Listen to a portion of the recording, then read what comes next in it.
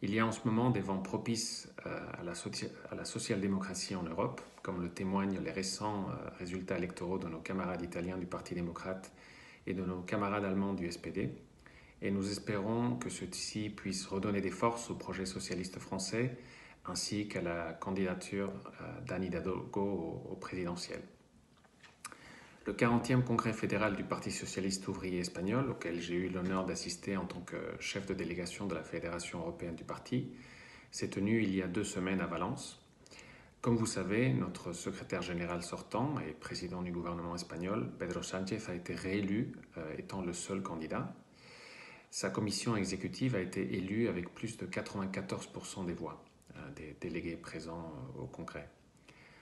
Ce congrès, comme le témoignent ces chiffres, était surtout un congrès d'unité, de réconciliation même, suite au 39e congrès et aux divisions qui ont suivi pendant un certain temps ce congrès, mais aussi de retrouvailles après des durs mois de pandémie.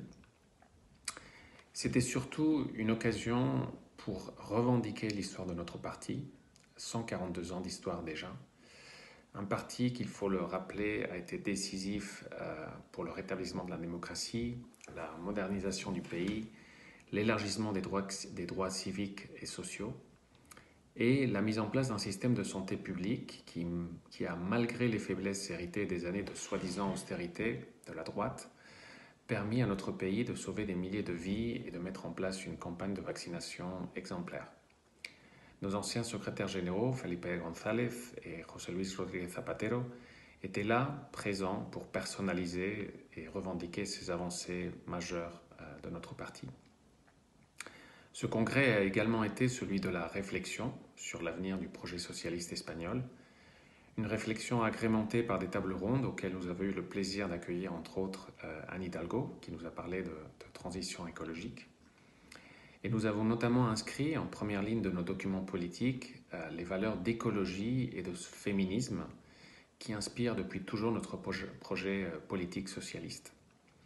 Nous avons aussi introduit des réformes dans nos statuts pour rendre notre parti plus proche de ses militants et des citoyens, ainsi que plus efficace dans son action. En tant que fédération européenne, nous avons aussi pu inscrire dans nos documents politiques les valeurs de l'européisme, qui sont au cœur de nos convictions.